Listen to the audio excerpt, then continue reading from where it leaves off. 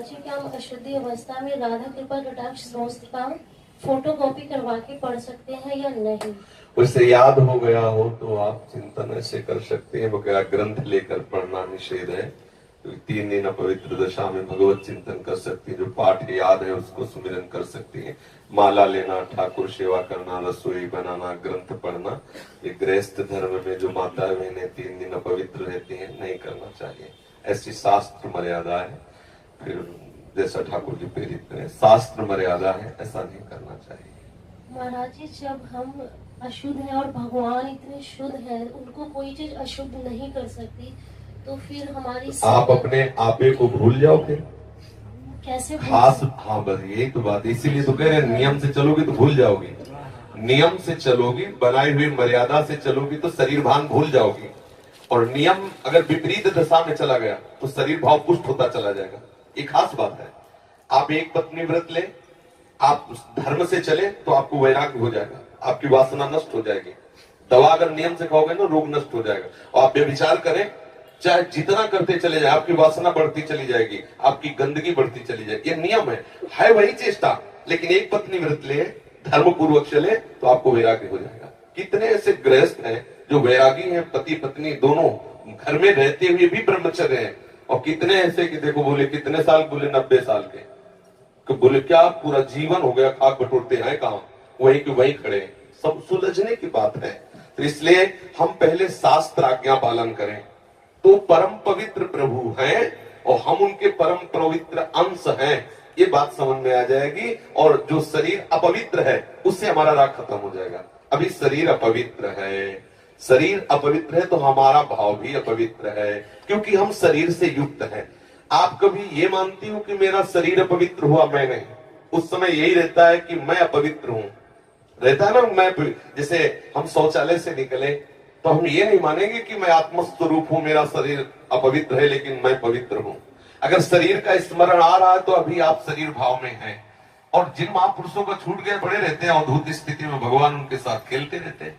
उस स्थिति तक पहुंचने के लिए हमें तर्क छोड़कर शास्त्र आज्ञा पालन करना पड़ेगा। शास्त्र की कृपा से, गुरु आज्ञा की कृपा से वो स्थिति आ जाती है। जब शरीर भाव से ऊपर उठ गए फिर क्या है, फिर तो कोई परेशानी नहीं। चाहे लघु शंका की पड़े हो, चाहे शौच के पड़े हो, शरीर अपवित्र है लेकिन वो परम पवित्र प्रभु में रमण कर रहा है। अभी हमारी दशा ऐसी नहीं है। हमारा शरीर हमें मैं करके दिखाई दे रहा है, नहीं दिखाई दे रहा। शरीर की भूख मेरी भूख, शरीर की मांग मेरी मांग, शरीर का कष्ट मेरा कष्ट आ रहा है ना। बस इस राग से छूटने के लिए शरीर को सिद्धांत में बांध दो। तस्मात् शास्त्रम प्रमाणन्ते, कार्या कार्यो विरुद्ध, क्या करना है क्या नहीं करना, इस शास्त्र के अनुसार चलो तो शरीर का राग खत्म हो जाएगा। इसका परिणाम होगा शरीर से राग खत्म हो जाएगा। आप पवित्र रहिए तो आपको शरीर से वैराग्य हो जाएगा। ये खास बात है। शास्त्र की आज्ञा पालन कीजिए तो आपको शरीर संसार से वैराग्य हो जाएगा। और शास्त्र के विरुद्ध चलिए तो आप रागी हो जाएंगे, आप आसक्त हो जाएंगे, ये आपको दंड होगा। शरीर संसार की आसक्ति वही तो आपको जलाती, वही तो आपको जन्म मृत्यु के चक्र में फंसाती है। समझ गए बच्चा?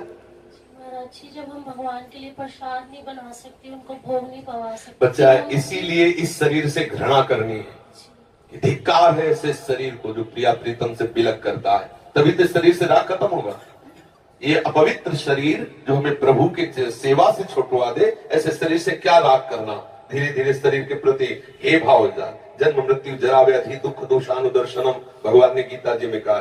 शरीर के प्रति हे भाव होने लगता है, क्या मलमूत्र का भांड है, छोड़ो इससे राग। धीरे धीरे धीरे वो अपने स्वरूप में स्थित हो जाए। अभी इतना ममत्व तो है शरीर में, कोई ऐसे छू ले तो एकदम ऐसा नहीं होता। तुमने हमें ऐसा, कितना अपना मय पद है। अगर हम ठीक सिद्धांत से चलेंगे तो हम बहुत जल्दी लाभ प्राप्त कर लेंगे। जहां हमारी स्थिति है, हम बात उसी स्थिति की करें तो हम बहुत जल्दी आगे बढ़ जाए। होता क्या, हम लोग बात करते हैं छत की और अभी बिल्कुल 100 हाथ गड्ढे में खड़े हैं। बात ये है, शरीर से हमारा संबंध बहुत घनिष्ठ हो चुका है। इतना हो चुका है कि शरीर से हम संबंध किए, ये शब्द भी गलत है। मैं ही शरीर हूं ऐसा है। आप देख लो, कभी दर्पण में तिलक लगाते समय सोचा कि शरीर के मस्तक पर तिलक रचना कर रहे हैं? नहीं। मेरा तिलक कैसा है, यही तो आएगा ना। मेरा रूप कैसा है, मैं ठीक लग रही हूं, लग रहा हूं, ऐसी बातें आएंगी नहीं आएंगी। तो इसका मतलब शरीर राग है। शरीर राग हटाने के लिए शास्त्रीय सिद्धांत स्वीकार करना होगा। जिस समय माता बहनें अपवित्र होती हैं, उस समय वो जो भी भोग बनाती है, वो शास्त्र के अनुसार कह रहा हूं कि जो ब्रह्म हत्या देवराज इंद्र को लगी थी, उसी के 4 विभाग किए गए थे। पहला विभाग स्त्री को दिया गया था और उसके साथ वरदान भी दिया गया था कि उसी अवस्था के अंतर्गत वो जब सृजन क्रिया में जाएगी तो संतान उत्पत्ति की सामर्थ्य उसको प्राप्त हो जाएगी। पृथ्वी ऊषर भूमि, जो ऊषर भूमि है, ये वो ब्रह्म हत्या का एक भाग, उसको वरदान दिया गया था, चाहे जितना गड्ढा खोद दिया जाए अपने आप भर जाएगा समय पे। वृक्ष की गोंद जो निकलती है वो ब्रह्म हत्या, और उसको वरदान दिया काटने पर भी पुनः आप हरे भरे हो जाओगे, मतलब समय आने पर आप वृक्ष रूप धारण करो। और जल में फेन बुदबुदा काई, ये ब्रह्म हत्या के 4 भाग के। और जल को आशीर्वाद दिया गया कि कभी भी कहीं भी पवित्रता होगी तो आप उसमें सम्मिलित होगे, जल छिड़को, आचमन करो, जल के द्वारा पवित्रता। ऐसा 4 वरदान भी उनको अलग अलग दिए गए और उनके लिए विधान भी किया गया है। देवराज इंद्र को जब ब्रह्म हत्या लगी थी तो शास्त्र में मर्यादा चली आ रही है, अगर इसका हम पालन करेंगे तो शरीर से वैराग्य हो जाए। जैसे अब जो बच्चे वैराग्य ले लिए हैं, भले वो स्त्री शरीर में है, और उनके लिए नियम खत्म हो गया कि वो 3 दिन अपवित्र रहेंगे तो छुएंगे नहीं, क्योंकि वो खत्म, संसार के भोग राग, संसार का क्रम खत्म। अब वो वैरागी, अब वो 8 पैर प्रभु की सेवा में लगे हैं। पर अपने गृहस्थ धर्म से है, शरीर सुख की कामना से है, शरीर का हम प्रयोग कर रहे हैं अपने इंद्रिय सुख के लिए, तो आप पवित्रता धारण करो, जिससे तुम्हारा ये राग नष्ट हो जाएगा। समझ रहे ना? नाम जप तो कर सकते हैं आप? हम बता देते हैं, गृहस्थों को भी कह देते हैं कि आप मंत्र चिंतन भी कर सकते हैं, माला से नहीं, मंत्र चिंतन भी कर सकते हैं। स्नान किया, मंत्र चिंतन कर रहे हैं, भाई अंदर हमारे जो चिंतन हो रहा, शरीर ही तो अपवित्र है, बाहरी चेष्टा नहीं करेंगे। हम मानसिक ठाकुर सेवा भी कर सकते हैं, मानसिक पाठ भी कर सकते हैं। हमें चतुरासी जी याद है तो हम ग्रंथ नहीं छुएंगे, ऐसे पदगान करेंगे, नाम कीर्तन करेंगे, ये सब हो सकता। लेकिन प्रगट में जो शरीर द्वारा चेष्टा होनी है, तो फिर उस समय 3 दिनों तक ऐसा शास्त्रीय महापुरुषों का और संतों का आदेश है, तो हमें वैसा पालन करना चाहिए। किन अवस्था में शरणागति मंत्र ले सकते हैं और नहीं ले सकते? हाँ, शरणागत मंत्र के लिए वैसे हमने बताया है कि शौचालय में और बाथरूम में हम मंत्र ना जपे, पवित्र हो करके आचमन आदि करके फिर मंत्र जप करें।